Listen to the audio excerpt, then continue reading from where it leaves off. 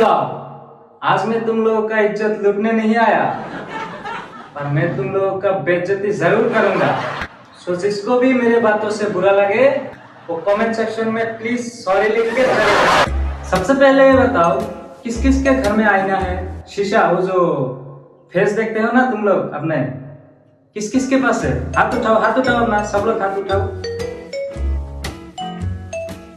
सबके पास है, ठीक है, पर मेरे पास नहीं है। पता है क्यों?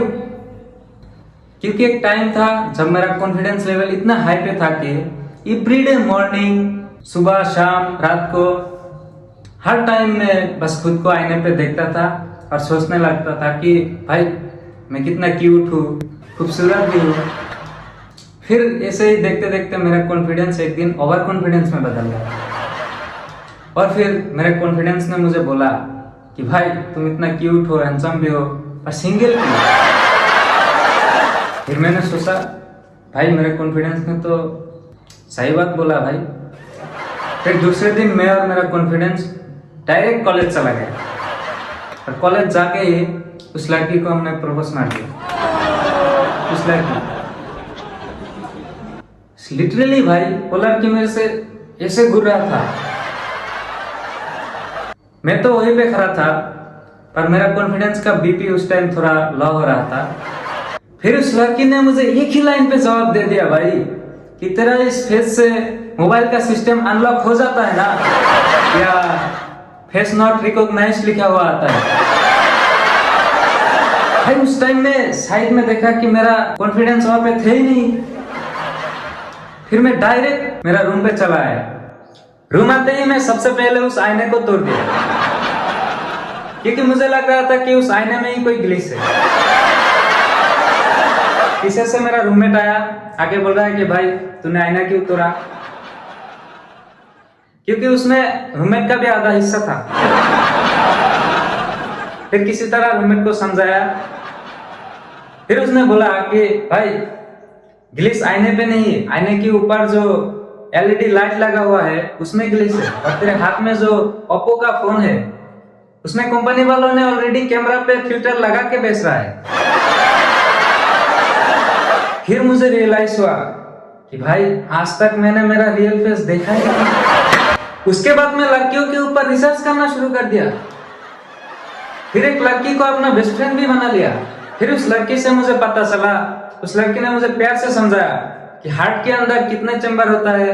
4 चैम्बर।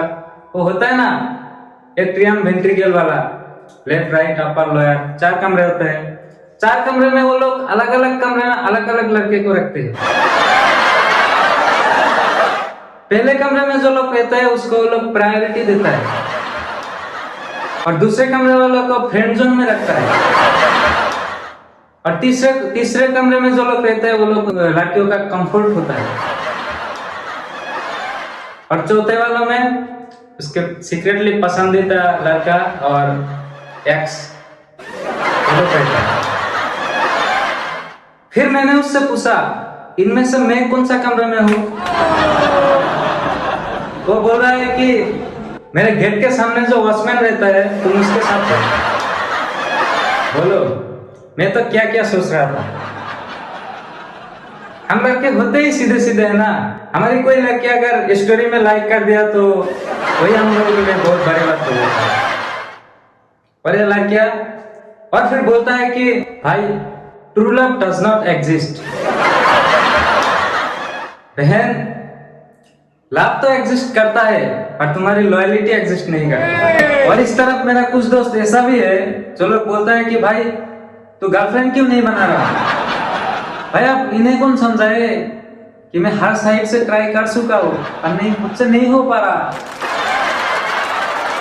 पर अपना जलवा भी तो कम नहीं कर सकते उसके सामने, तो मैं भी बोल देता हूँ कि भाई मरने के बाद तुम लोगों को जन्नत में नहीं जाना है क्या?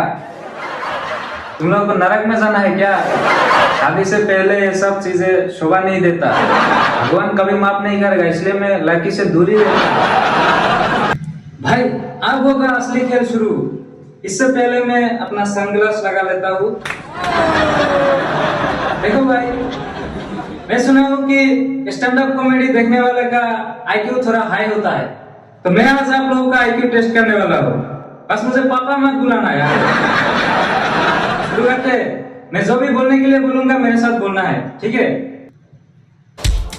When I say what nonsense, best believe it. गरम पानी, hot water, never seen it. What nonsense? I say, you say, you say, I say, you say, you say. When I say no, you say refund.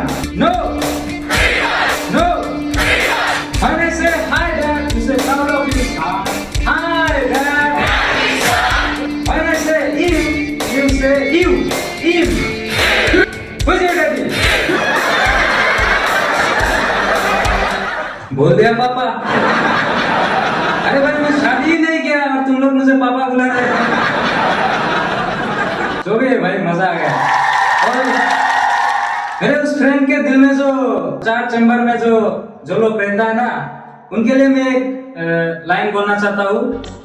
देखने वालों ने क्या क्या नहीं देखा होगा, देखने वालों ने क्या क्या नहीं देखा होगा, जिस तरह मैंने उसे देखा है, जिस तरह मैंने उसे देखा है, मेरा दावा है कि वैसे किसी और ने ना देखा होगा।